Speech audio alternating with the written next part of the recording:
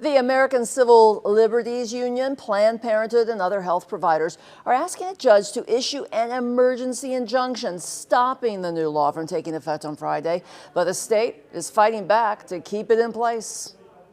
The law prohibits abortions beyond 15 weeks except to save the pregnant woman's life or prevent physical harm, as well as when the fetus has a fatal abnormality. Under current law, Florida had allowed abortions up to 24 weeks. A Planned Parenthood doctor testified the law would impact at-risk women. The type of patients who need abortions after 15 weeks are inherently a different population of patients than those who have abortions prior to 6 weeks.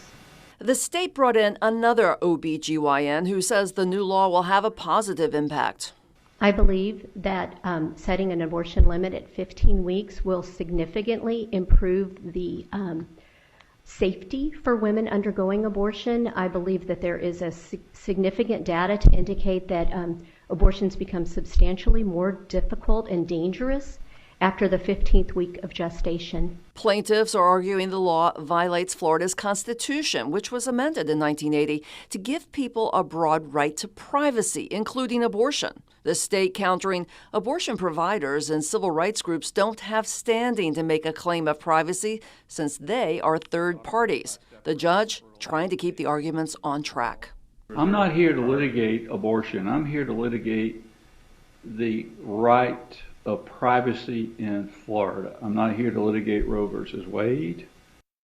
State lawyers also brought in witnesses to talk about when a life and consciousness begins, explaining they are setting up a record in case of an appeal of the judge's ruling, which won't come right away. The hearing is scheduled to continue on Thursday.